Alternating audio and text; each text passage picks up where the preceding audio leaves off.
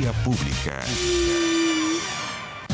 ¿Qué tal? ¿Cómo están ustedes? Muy buenas noches. Bienvenidos a Vía Pública. Ayer, más de 12 millones de personas votaron en las elecciones para consejeros constitucionales. El resultado, ustedes deben saberlo ya, reflejó lo que diversas encuestas ya anticipaban, pero tampoco anduvieron tan cerca. Hay un problema con las encuestas, quizás. Bueno, pero un resultado más que adverso para el oficialismo. Una derrota muy dura para el oficialismo completo.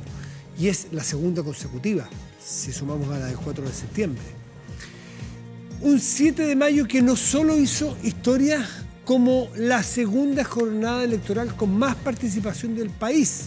La del 4 de septiembre hubo más votantes que ahora. Ambos con votación obligatoria, inscripción automática y votación obligatoria. También un triunfo, de ser indiscutible, es poco. Porque indiscutible sería si nadie discutiera y es por 2 votos. Lapidario, paliza, usted puede poner el adjetivo que quiera, pero cuando un partido más que duplica a sus socios de coalición, usted me dirá cómo se le dice a eso. Le preguntaremos a nuestros invitados hoy cómo le llamarían ellos, pero evidentemente esto está entre las palizas históricas de un día electoral, como fue en los 60 la democracia cristiana, que quedó en la historia para el análisis. Bueno, esto va a quedar así en la historia para el análisis, lo del Partido Republicano. Quienes se convirtieron, lejos, el partido más votado en los comicios desde el retorno a la democracia, con más del 40% de la representación del Consejo Constitucional. Me parece que es el 43, si no me equivoco, la mañana lo saqué. ¿Cuánto sacó? 23 de 51, que son el Consejo total, o 50 los elegidos en una elección, porque hay que sumarle el miembro de los pueblos indígenas, ¿no? Así que ya lo saben, más del 40% de la representación del Consejo, que le da llave para todo, básicamente. Tiene posibilidad de veto, tiene los tres quintos finales, no solo el Partido Republicano, sino que ya en alianza con la derecha tradicional. Bueno, el partido dirigido por José Antonio Kast se reunió hoy para analizar su triunfo. Y no solo para eso, probablemente también para poner paño frío. Porque esto le puede pasar a cualquiera que un día, va a decirlo bien en chileno, le puede pasar derecha, izquierda, aquí o en Panamá. Un partido que logra un triunfo de esta magnitud, y esto es humano, ni siquiera es política, la posibilidad de emborracharse es muy alta. Y los líderes son los primeros conscientes, y estaban conscientes de antes en el Partido Republicano, antes de saber que iban, nunca supusieron que iban a sacar 23, ni se lo soñaron. En un momento pensaron, ¿y si sacamos 15? Y 18 no, 15. Ahí, uno que reporteaba con ellos, ahí ya tenían preocupación algunos líderes republicanos de que eso significara que había que igual ordenar las filas bien. Estamos hablando no de un partido histórico donde se conozcan desde la militancia de juventud. Muchos de los, y es parte de la pega que hicieron hoy, de los consejeros no se conocen entre ellos en el Partido Republicano. Es relativamente nuevo. Entonces, la labor que están haciendo ahora es de contención, es de dar lineamientos generales como partido para evitar que haya arranques personalistas. En fin, lo que ha pasado tantas veces en la política, ¿no? Así que, bueno, un triunfo lapidario. Mientras el gobierno, luego de un nuevo comité político, llamó al diálogo para poder avanzar en este proceso constituyente. Pero no solo eso, porque no es posible imaginar en el mundo real las vías paralelas. Es decir, que va a ir por este carril lo constitucional y por el carril de allá va a ir la agenda legislativa, los proyectos del gobierno, los proyectos emblemáticos. En algún momento estos dos mundos, que si bien son paralelos, obedecen al mismo país, obedecen a la misma ciudadanía, de alguna manera tienen que tender a alinearse. No se puede desconocer, por chica que sea la bancada republicana, hoy pesan de otra forma políticamente, y el gobierno lo sabe y tendrán probablemente que conversar muchísimo. Están por pasar muchísimas cosas en la política y qué mejor que estar en vía pública para entenderla con los invitados que tenemos hoy. Vamos a la mesa.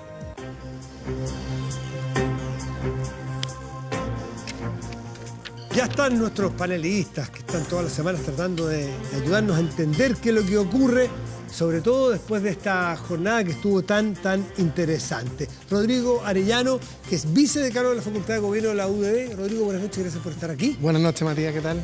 Muy bien, muchísimas gracias. Y Federica Sánchez, que es académica del Departamento de Política y Gobierno de la Universidad Alberto Hurtado. Federica, buenas noches, gracias por estar aquí. Pónganle un nombre ustedes a lo que ocurre ahí. Titulen. ¿Qué hizo el partido? ¿Cómo se llama lo del Partido Republicano? Arrasó. Arrasó. El sorpaso, le dicen en otros lugares, ahí tuvieron más internacional. El sorpaso si es que tú logras pasar al primer lugar por 1 o por 2, pero aquí más que duplicó. O menos desaparecer. ¿O no? O la segunda derrota del gobierno. Ah, tú lo miras por el lado del gobierno, sí, no del ganador, sino que del, entre comillas, perdedor. ¿Ya? Yo le pondría varios títulos. Yo creo que es una película que es bien larga y que además que tiene segundas partes. Entonces uno puede ponerle parte 1 y parte 2 porque ayer se jugó la primera parte que dio una sorpresa a mí desde el punto de vista de la participación y en parte también del resultado. En parte porque era esperable el resultado, no quizás con esas magnitudes, pero es la primera parte. La segunda y final termina el 17 de diciembre. Entonces ahí hay que esperar que tenga un final feliz. Yo creo que el Partido Republicano ayer terminó de hacer su entrada grande, me parece.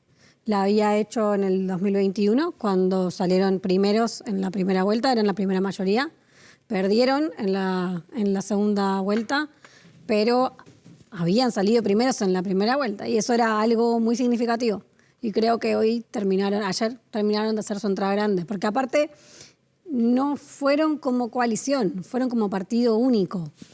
Y eso no es muy común. Sí, con una salvedad, que en la elección anterior, en la parlamentaria, entraron con un candidato, pero no al Congreso. El Congreso hubo otras fuerzas que fueron superiores. Ahora entraron con candidatos de forma mucho más importante, superiores, y ganaron por creces. Hay quienes dicen que es tan difícil en lo conceptual, en lo cualitativo, administrar la abundancia como administrar la escasez o la pobreza. Claro, es mejor la abundancia porque si lo llevamos desde el punto de vista, digamos, material, tener algo para comer versus no tener, obviamente mejor tener. Pero se refiere a lo conceptual. En la abundancia también se pueden generar alteraciones, se pueden distorsionar las realidades, las cosas. ¿Cuál es el riesgo del Partido Republicano, Federica? Si lo pienso estrictamente en función del Consejo y del proceso constitucional, creo que el riesgo es que se engolosinen tanto con esta posición de mayoría que en última instancia terminen boicoteando la posibilidad de tener una constitución en última instancia. ¿Lo ves posible teóricamente? ¿Lo ves posible fundado en la historia de los republicanos o en la historia del ser humano que se engolosina? No, yo creo que, tienen una mayoría lo suficientemente amplia como para querer imponer su agenda y hacerlo sin tener que consultar demasiado. Y eso es tentador, ¿no? Eso es un incentivo bastante importante. Pero al mismo tiempo creo también que el Partido Republicano tiene muy en claro que hay elecciones el año que viene municipales y que hay elecciones en el 2025 y que también tienen metas de largo plazo. Y que en esas metas de largo plazo el proceso constitucional no puede transformarse en un escollo, sino que tiene que ser algo que los empuje hacia adelante. En la UDI, tú eres militante de la UDI, siempre lo comentamos aquí, conocen más de cerca que el resto de los políticos a los republicanos, porque es del riñón. Pero no tanto, porque son un partido más en formación. Está bien, pero tienen ADN parecidos, son más similitudes. El otro día son del mismo con barrio. Con Arturo conversando y habían hartas similitudes. Pero sin duda eso, ahora lo que tiene el Partido Republicano, y en eso yo coincido con Federica, tiene una responsabilidad enorme porque efectivamente tienen la llave para cerrar la puerta, para abrirla y lograr los grandes consensos y poder cerrar este proceso constitucional, ojalá en buen término.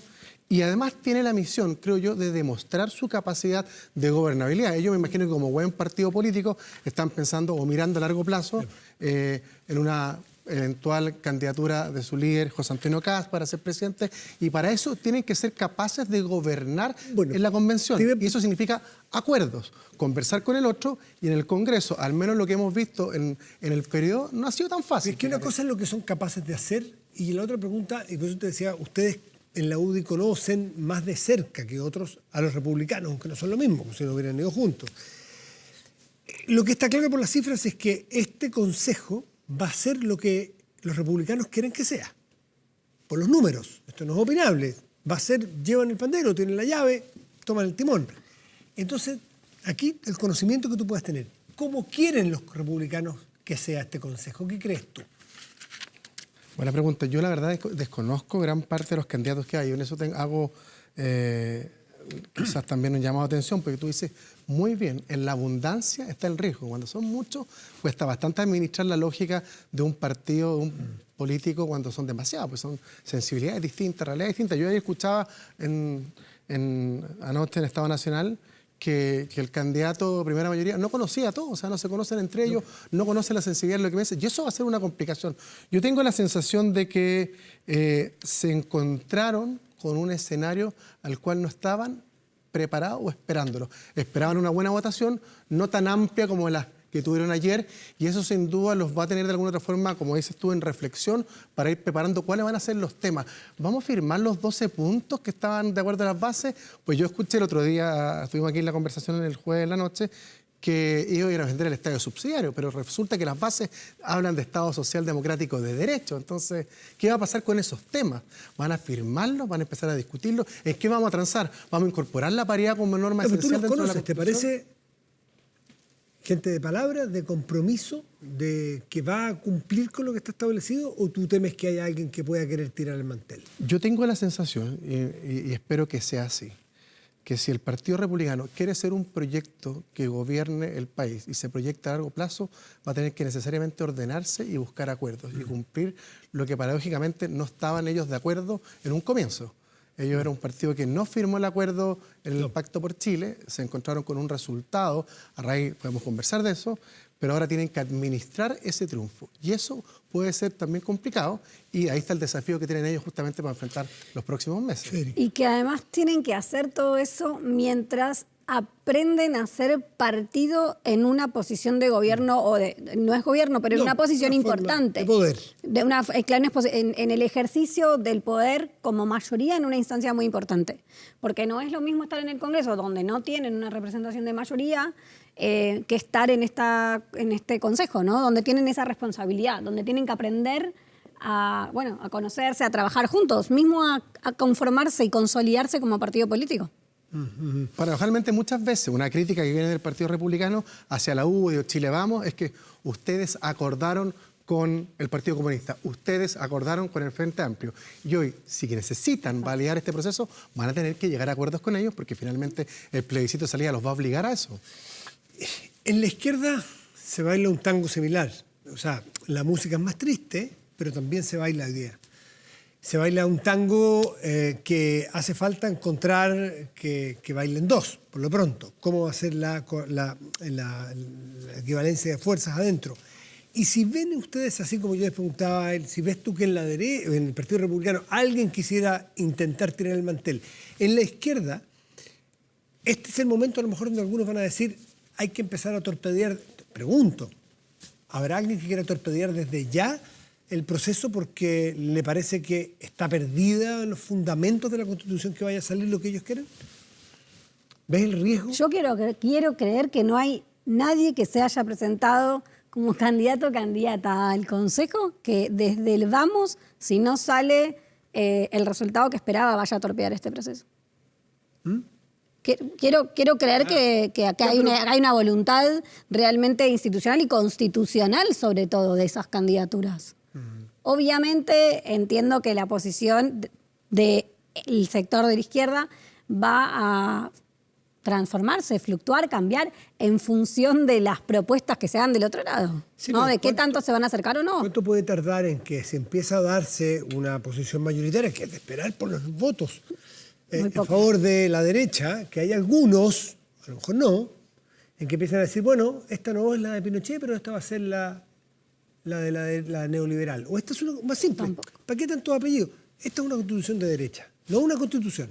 Esta es una constitución Pero de Senado derecha. en la Torre ya partió con unas frases parecidas a eso, que en el fondo va a estar muy difícil lograr acuerdos. O sea, ya hay voces dentro del propio gobierno, de la coalición, que de alguna otra forma empiezan a poner el peso de la prueba al otro lado, que van a cuestionar efectivamente ciertos acuerdos. Por eso no nos extrañemos el llamado que hace el presidente de la República anoche. Yo no lo había visto de esa forma antes. Por favor, no cometan, un llamado directo a los candidatos republicanos, no cometan el error que cometimos nosotros. O sea, haciéndose cargo varios meses después de los errores, pero hay un llamado como de desesperación, porque finalmente, y yo creo que el presidente Boric lo mira de esta lógica, si no termina el proceso constitucional bajo su mandato, y hay una dificultad real para lograr las reformas que él prometió, finalmente va a ser un presidente de paso. Yo creo que él siente ese peligro.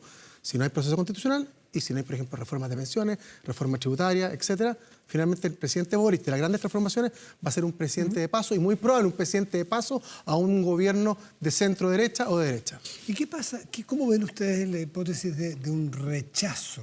Que se ve poco probable, porque uno debe suponer que se debe llegar a acuerdos. Y vamos a suponer, nadie sabe, así que es una apuesta ciega por ahora. Que se va a llegar que no se llega a un acuerdo. Y que no tenemos constitución, o que se llega a un borrador de constitución que no gusta, o porque se produjo tal pelea dentro que la ciudadanía no creyó en el...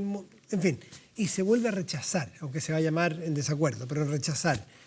¿Esto se cierra el capítulo o ustedes creen que puede seguir dando vuelta la Constitución como un eje de discusión política permanente? Yo creo que no hay mucho margen para tener un tercer proceso, una tercera instancia, incluso una cuarta, si pensamos en el proceso de Bachelet, quizás incluso una cuarta. Yo creo que no hay más margen, ya no hay, una ciudadanía está súper cansada, o sea, la institucionalidad está agotada para seguir con un proceso. Creo que en todo caso cualquier otra digamos, la progresión será en base a reformas de la Constitución actual. Pero eso es como adormecer un animal y que en algún momento va a volver a despertar.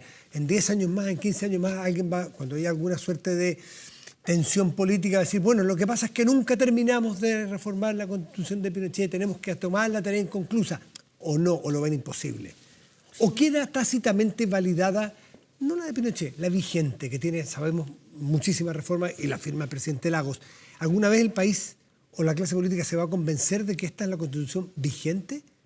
Hay una chance de que en algún momento esto termine yendo un discurso de que si se reforma un poco más va a dejar de ser la de Pinochet y quizás sea la de Lagos. No lo sé, pero yo creo que hay un cansancio muy grande con el tema constitucional. Y además también piensen en lo que se gastó de plata. La cantidad de dinero que se invirtió en estos dos procesos es monumental. Monumental. No, yo creo que este país no resiste otro mecanismo, otro proceso como los que hemos vivido en los últimos 3. Si sumamos incluso Bachelet 4 o 5 años, hay gente que habla del tercer proceso constitucional, por un proceso de incertidumbre, de gasto, de recursos, de tiempo, de desgaste político.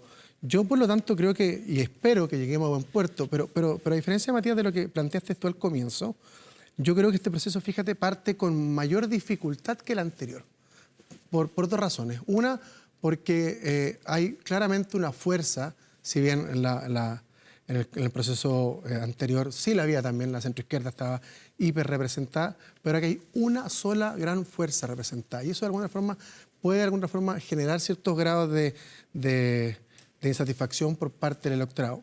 Pero además, que esto es lo relevante, gran parte de los electores de esa gran fuerza no estaban tan de acuerdo con este proceso. O sea, quienes votaron en su mayoría, o una mayoría relevante, importante, por el Partido Republicano, eran personas que no estaban conformes con iniciar este proceso, que querían o un plebiscito de entrada o de alguna otra forma modificar la Constitución dentro del Congreso. Entonces, siento que existe ese peligro y por eso creo que la responsabilidad que tiene el Partido Republicano de canalizar, de lograr acuerdos, de echarse al hombro este proceso es súper relevante y en eso me parece sensato que empiecen de alguna forma a madurar, a trabajar y empezar a tender puentes con los otros actores, los otros partidos que pueden ser también las personas que puedan acompañarlo a terminar este proceso de forma exitosa. ¿Cómo han visto las primeras horas, las reacciones, la temperatura ambiente? Preocupante, o sea, en términos de incertidumbre. De cómo, esto vamos a suponer que esto es como el olfateo, el cómo te trato, los protocolos. Sabemos que después las cosas toman caminos propios, ¿no es cierto? Hasta en la propia comisión de expertos fue una cosa al principio y otras ahora, dentro de lo razonable y lo esperable, pero las diferencias empiezan a aflorar, empiezan a cortarse los tiempos y empieza a poner la impaciencia. Pero ¿cómo está ahora? ¿Cómo lo vieron ustedes ayer, anoche? El que perdió, el que ganó. A mí me parece que también hubo mucha sorpresa dentro de los mismos espacios políticos, ¿no? O sea, lo decías antes, ¿no? Republicano sacó mucho más de lo que esperaba que iba a sacar. Se esperaba que tuviesen un 20%, tuvieron un 35% de votos, que es un montón. Entonces también el manejo de esa sorpresa, vamos por todo, no vamos por todo, ¿cómo lo hacemos? Y creo también que la derecha más tradicional también espera otra cosa de sus propios resultados, dónde se fueron esos votos que ellos creían que iban a tener y no tienen. El partido de la gente, nada, París yéndose en el aeropuerto, ¿no? el Todos por Chile tampoco, ningún candidato. ¿El fin del centro? Sí, para mí sí. ¿Tú decís el fin del centro? Definitivamente no. Yo soy de los optimistas que cree que este país tiene moderación y que por circunstancias que hemos vivido de este estallido social se ha de alguna forma polarizado y una vez que terminemos este ciclo va a volver a primar la cordura y a habituar el centro del espacio que siempre ha tenido en las democracias, que el fortalecimiento de esos valores. Yo espero que el gobierno, Matías, y creo que lo más sensato que hace el presidente, es acusar este golpe, no solamente en el discurso, sino que también en las reacciones, como dices tú. Hoy no he visto ninguna que me haga ver que se haga cargo realmente de esta tremenda derrota, porque, o sea, si bien en los partidos de... ¿Pero qué tendría que pasar? A ver, ¿qué hubieses esperado tú? Uno, un cambio en su gabinete. Yo espero que obviamente cuando un gobierno tiene un remesón del sísmico como el que tuvo, siempre hay un costo político que pagar.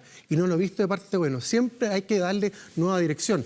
Hubo una apuesta el 4 de septiembre pasado en que incorporaron nuevas figuras, pero ese mea culpa yo no lo he visto. Además, no se ha hecho cargo el tema de la delincuencia. O sea, es un gabinete que yo encuentro débil aún en lo político y en lo ejecutivo. Dos, en su forma de vincularse al país con las políticas. ¿Qué va a pasar con la reforma de pensiones?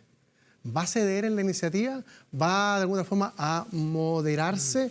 ¿Qué va a pasar con la reforma tributaria? ¿Se va a moderar? ¿Qué va a pasar con la ley corta de ISAP? O sea, hay una serie de interrogantes que hay que esperar cómo decantan. Y en la centro derecha yo también creo que van a empezar a decantar y empezar de alguna forma a aterrizar lo que significa este golpe y el resultado que tuvo Republicano. Hoy vimos que Renovación Nacional creo que tiene elecciones en septiembre, en agosto. Creo que el PPD también tuvo una carta, una cuestión política con respaldo a su presidente. Entonces, los partidos están recién aquilatando el significado de lo que fue este remesón político del día de ayer. Pero el gobierno, y también creo que así como el Partido Republicano en la convención tiene una responsabilidad relevante, el gobierno también tiene otra de hacerse cargo de este segundo llamado a atención potente de la ciudadanía hacia el gobierno y las políticas que ha implementado.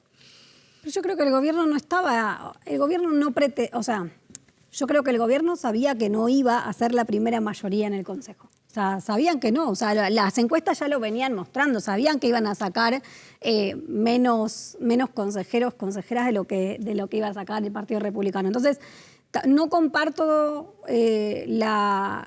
tanto la idea de que el gobierno tenga que hacer una mea culpa de la derrota. Digo, no es el resultado que esperaban y sí, obviamente para el gobierno es un punto débil, es un poco un fracaso no haber podido lograr el mínimo que se pensaban ellos que iban a ganar, que eran 21 creo. 21 consejeros. No llegar el poder de veto. Exacto, no llegar ahí, ese es el fracaso, no haber alcanzado esos que son 5 extras que le faltaban, ¿no? Una cosa así. Pero de ahí a que esto tenga que implicar una reforma nuevamente del gabinete, creo que eso ya es entrar de lleno a mezclar los dos carriles en vez de mantenerlos un poquito separados, ¿no? O sea, que el gobierno cumpla con su agenda de gobierno, con su plan de gobierno en la medida en la que pueda hacerlo y que permita también que el proceso constitucional vaya por el carril del proceso constitucional. Rodrigo y Federica, les agradezco mucho, como siempre, esta noche, haber compartido con nosotros. Que les vaya muy bien. Muchas gracias, Matías. Gracias. Y antes de ir a la pausa, preguntarles, o más bien el llamado a protéjase de la delincuencia con TPY, vigilancia en tiempo real de cámaras de seguridad, con audio disuasivo para su empresa, alarmas TPY, con cámaras conectadas a su smartphone y botón de emergencia móvil para su hogar.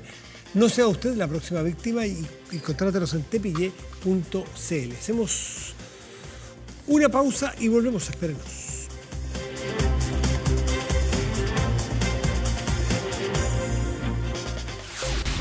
Ya volvemos con Vía Pública. Estamos con Guillermo Ramírez, que es el diputado y jefe de la bancada de la UDI. Guillermo, muy buenas noches y gracias por estar aquí. Gracias por la invitación, Matías.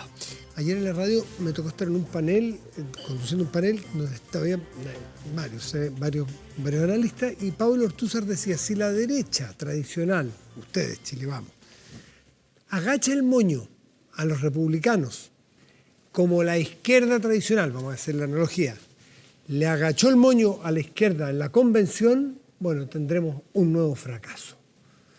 Primero, ¿coincides? 2, ¿van a agachar el moño? Bueno, coincido, sí. Por supuesto que coincido. En el primer proceso, la izquierda tuvo todas las mayorías que se necesitaban para hacer cualquier cambio. Se requerían 2/3 de los votos y ellos tenían más de 2/3 de los votos. Y por intentar obtenerlo todo, se quedaron sin nada. El maximalismo de la izquierda en esa convención finalmente generó un rechazo muy fuerte a la Constitución o a la propuesta constitucional que ellos tenían. Nosotros hoy día tenemos las mayorías que se necesitan también para poder escribir una Constitución sin preguntarle a nadie de izquierda. Y la pregunta es si vamos a mirar o no la experiencia de esa convención. Y vamos a ir por una Constitución que a nuestros ojos sea perfecta, pero que capaz que sea algo realmente intragable para una parte importante de la población. Y si finalmente nosotros hacemos eso, lo que va a terminar ocurriendo es que va a ganar el rechazo. Igual como le ocurrió a la izquierda, que hoy día, Matías, si yo te explicara, yo no sé qué palabras usar, pero cuando yo hablo con los parlamentarios de izquierda en el Congreso, de centro izquierda y de izquierda más radical, ellos todavía se lamentan, pero amargamente, con dolor. Uno se da cuenta cuando te lo dicen que se encogen. Cómo nos perdimos la oportunidad que tuvimos. Pudimos haber hecho lo que quisiéramos, nos farreamos la oportunidad. Y hoy día ese dolor se duplica al ver lo que pasó en las elecciones de ayer. Nosotros no podemos dejar que nos ocurra lo mismo. Y para eso lo que nosotros tenemos que hacer es hacer una Constitución que recoja aquellas cosas que nosotros creemos que permiten que los países progresen, el Estado al servicio de la persona, la subsidiariedad, el bien común, un grupo de derechos que nosotros creemos que son importantes, que incorporar, por ejemplo, el derecho a la seguridad, algunas bases de la institucionalidad que hay que preservar, pero también incorporando elementos que para la izquierda son importantes, que tienen un valor y que hasta ahora no hemos considerado. Bueno, por lo pronto, más allá de lo que quiera la izquierda o no la izquierda, están las bases del Estado Social de Derecho. Sí. Y quizás ese ha sido el nudo hasta ahora de qué significa. Yo lo busqué en el traductor de Google para que me lo tradujera del español al español. ¿Qué es lo que es el Estado Social de Derecho para la UDI, para la derecha? De tal forma que el significado los abarque a todos. Porque parece que ahí va a estar el nudo grande, ¿no?, del gran acuerdo. Bueno, depende de quién le preguntes qué es lo que entiende y depende de qué contexto, de qué país estemos hablando. ¿Y cómo se hace mínimo Estado, para que todos entiendan lo mismo y lo traguen todos? Lo que yo entiendo por Estado social y democrático de derecho es que es un Estado que incorpora un principio social muy importante, que es el principio de solidaridad. No estoy hablando de la solidaridad como una especie de virtud moral, como los chilenos que somos solidarios en la Teletón, sino que estoy hablando de la solidaridad como principio social. Cuando tú tienes la solidaridad como principio social, lo que tú tienes que hacer es, las instituciones que tú vas creando tienen que estar estructuradas con solidaridad. Entonces, por ejemplo, un sistema de pensiones solidario es un principio de pensiones que se preocupa también de aquellos que se quedan atrás, de aquellos que no pudieron imponer, de las distintas realidades. ¿El sistema de FP es solidario? Bueno, hoy día con la PGU lo es. La pregunta es, y aquí tengo una respuesta súper clara, mi opinión es muy clara, la pregunta es el Estado subsidiario, es decir, aquel Estado donde los particulares pueden participar en la provisión de bienes públicos, donde pueden colaborar al bien común, si al final es eso, donde hay un entramado social que permite que todos colaboremos al bien común y no solamente se haga del Estado, que eso mata a la sociedad civil. ¿Es compatible esa solidaridad como principio social y la subsidiariedad? Por supuesto que sí, por supuesto que sí. Y por lo tanto no deberíamos tener un problema ahí. La izquierda ha sido mucho más taxativa, mucho más tajante que nosotros en decir que no son compatibles. Y eso es falso. ¿Tiene Guillermo Ramírez algún ejemplo que podamos entender hoy, actual, donde veamos ambos conceptos unidos? Algo mencionaste en las pensiones, donde veamos Estado democrático social de derecho y Estado subsidiario, ¿sí?, en alguna institución de hoy. Pero piensa en lo siguiente. Nosotros hasta el gobierno de Bachelet no teníamos pensión básica solidaria. Las personas solamente recibían lo que habían ahorrado. Y si alguien no había ahorrado nada, recibía 0 pesos.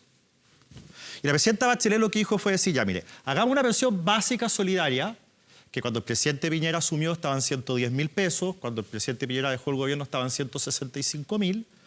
Creamos una pensión básica solidaria para aquellos que tienen menos, solidaridad. Hoy día eso se cambió por la PGU, que es aún más potente.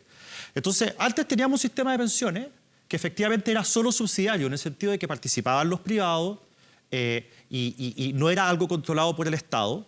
Y se le incorpora un elemento de solidaridad, insisto, no como virtud moral de que yo soy solidario y es un sentimiento, sino un principio social que estructura la forma en que yo pienso una institución. En salud, ¿cómo se te ocurre que...? Bueno, el auge es justamente que, de nuevo, no había auge antes del presidente Lagos. Y el presidente Lagos le incorpora al auge, que es lo que vendría siendo este principio de solidaridad. El seguro de cesantía no existía. Y existió durante el gobierno de Lagos. Todo esto, es importante decir esto, la pensión básica solidaria, el auge, el seguro de cesantía, grandes acuerdos nacionales, aprobados por unanimidad en el Congreso, sentados, conversando durante semanas, gobierno y oposición, diciendo ya, esto es necesario hacerlo, hagámoslo. Eso es lo que tenemos que hacer ahora en el proceso constituyente. Vuelvo a tu primera pregunta. Tú me decías, ¿van a cometer el error que cometió la izquierda? Y yo te contesto de la siguiente manera, eso ya no ocurrió. Y no ocurrió porque nuestra postura, tú te acordarás que me tocó ser uno de los 8 que negoció el proceso constitucional. Nuestra postura era que teníamos que cerrar el tema constitucional, que la incertidumbre iba a matar a Chile si dejábamos esto abierto. Nuestra postura además era que este era el momento indicado para hacerlo, porque el rechazo fue muy contundente y el gobierno está pasando por un mal momento. Esa era nuestra postura. La postura del Partido Republicano... No estuvo ahí. No estuvo ahí. No había que tener un proceso constituyente. Yo creo que movidos un poco por el miedo de que se repitiera lo anterior. Había que hacer los cambios en el Congreso. Nosotros siempre dijimos, si usted hace cambios en el Congreso, para la izquierda nunca va a ser suficiente. Mientras sean reformas, siempre va a estar latente que esta es la Constitución de Pinochet. Entonces eso hay que cortarlo de raíz. Y mientras ellos decían no a este acuerdo, y nosotros decíamos sí a este acuerdo, bueno, ¿cuál es la reacción del Partido Republicano ayer con la mayoría que tuvo? Yo no los vi embriagados como a Stingo. Yo vi a José Antonio Cast, vi a Arturo Esquella, vi al Rojo Edwards decir, nos tomamos esto con responsabilidad. Vamos a conversar, vamos a llegar a buenos acuerdos para Chile. Entonces, al final, ya no nos subimos nosotros a ese vagón, ya se subieron ellos al nuestro. Y por eso yo estoy un poquito como padre de la guagua, perdón por la patudez, estoy contento porque a la guagua la van a cuidar. ¿Y cuál es el aporte que puede hacer la derecha tradicional, Chile Vamos, Chile Seguro, Evópolis, RN y la UDI? ¿Cuál es el papel que ustedes tienen hoy? Insistir mucho en la importancia de que estos acuerdos sean lo más amplios posible, porque acá hay algo que nadie ha dicho, Matías. Aquí no se trata solamente de que gane la prueba el 17 de diciembre. Aquí se trata de que gane la prueba el 17 de diciembre. A la izquierda, esta es mi visión, a la izquierda no le importaba si en el plebiscito de salida pasado ganaban por un 1%, porque están más en la lógica de imponer, y eso fue la lógica que hubo en la convención, imponer, cancelar, excluir. Y si ganaban con 51%, para ellos era suficiente. Yo espero que ganemos con el 80%, que sea irrefutable la legitimidad del proceso.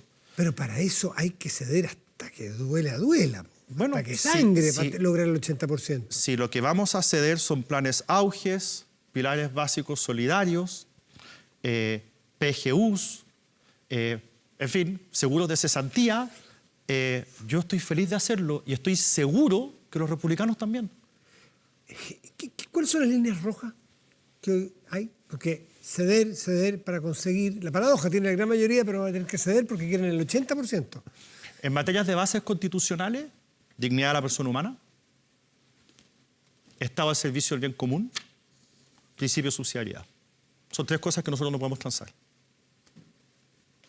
A nivel de derechos de las personas, quisiéramos incorporar el derecho a la seguridad ciudadana para que el Estado esté obligado a entregar la certeza de que te cuida y que no ocurre lo que está ocurriendo hoy día. ¿Ves en algún... A nivel institucional, responsabilidad fiscal, Banco Central Autónomo, separación de poderes. Ahora, muchas de las cosas que te estoy diciendo, como por ejemplo el derecho preferente que tienen los padres para educar a sus hijos, que para nosotros es muy importante, muchas de las cosas que te estoy diciendo ya están en las bases. Sí. Entonces ya están dadas. Y están en los primeros borradores de los expertos también. Porque tienen que estar, porque están en las bases. Si nosotros cuando hicimos esta negociación y escribimos los 12 bordes, los hicimos pensando justamente en adelantar la discusión de las líneas rojas.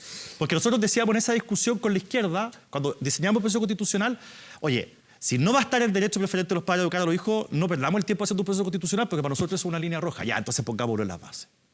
Y entonces gran parte de esa discusión está resuelta y yo por eso veo esto con bastante optimismo. Yo veo que el peligro no está por el lado republicano.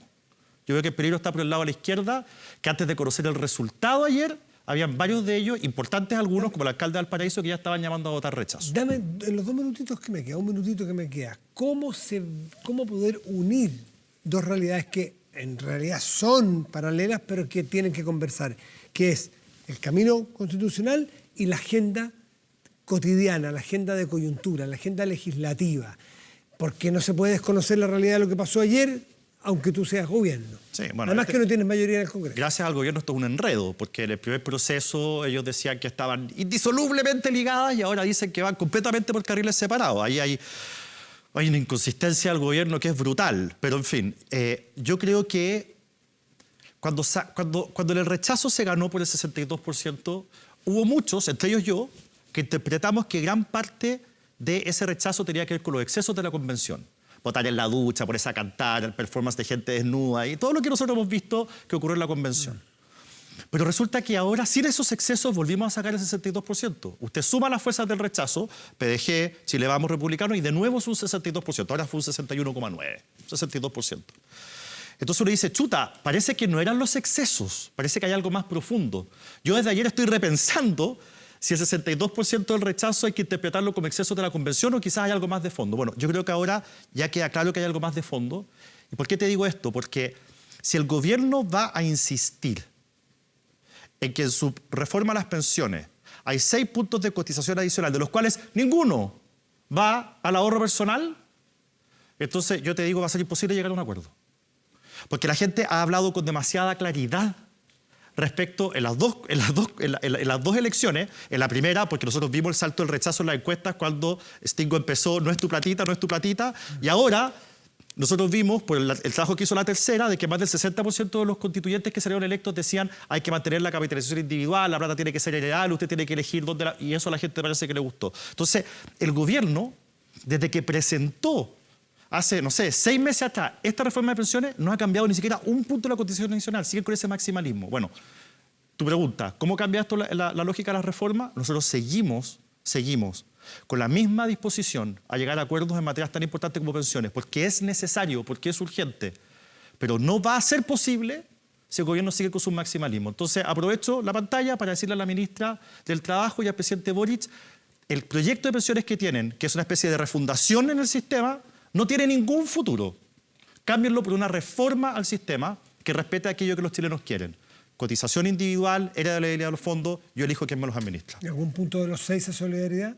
¿Cómo? ¿Algún punto de los 6 extra a solidaridad? ¿O los 6 está en el contexto de una 6 a capitalización individual? Si está en un contexto de reforma, estamos abiertos a discutir todo. Si está en un contexto de reemplazo del sistema actual, el gobierno no va a encontrar agua en la piscina.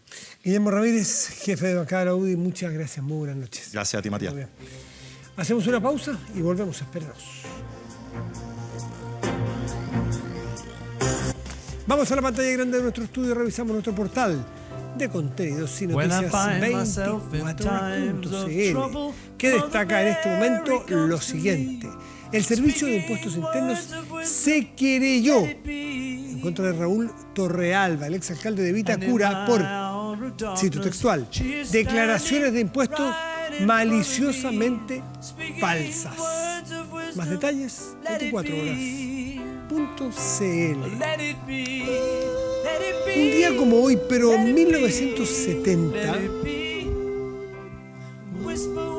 eso fue el 70, pero yo le voy a decir que ahora, en el 23, le voy a decir cómo está el tiempo, porque me adelanté, estaba tan emocionado escuchando a Let It Be, pero vamos al tiempo. P2P. Ahora sí, vamos. Temperatura, mire, 8.4 en este momento, Santiago, nubosidad parcial. Esto es la región metropolitana. Para mañana, la región metropolitana, ¿qué es lo que debiera suceder según el pronóstico? Despejado mañana martes, con 29 grados de máxima probable. Miércoles, cielo parcial, máxima probable 27 grados. Vamos a otras 2 regiones del país.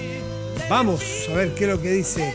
Anchañaral habrá en el norte de Chile 17 grados, el cielo estará nublado, y en Puerto Natales, en el extremo sur, en la región de Magallanes, nublado con 9 grados de máxima probable. Ahora sí retrocedemos del 23 al 70, porque un día como hoy exactamente, iniciándose esa década, The Beatles lanzó el álbum Let It Be, el último lanzado por el cuarteto de Liverpool, como grupo, aunque fue grabado antes en Abbey Road. Un disco que no estuvo exento de polémica, ya lejos de la química que en algún momento tuvo el The Beatles, alejados de los conciertos en vivo. Bueno, los cuatro se encerraron a crear este disco. Los ensayos fueron tensos, según se sabe, con constantes discusiones. Por si eso fuera poco, Let It Be fue producido en secreto a petición del propio Lennon y a espaldas de McCartney, quien años después recuperaría las cintas originales y sacaría una versión distinta. En 2003, Rolling Stone lo puso en el puesto 86 de su lista de los 500 mejores álbumes de todos los tiempos. Cuesta imaginarse 85 discos mejores que este, ¿no? Pero ¿quién es uno? Dejemos que Rolling Stone, que el que sabe, los ranquee. Con Let It Be de Beatles despedimos Vía Pública de hoy. Que tengan muy buenas noches y gracias por venir.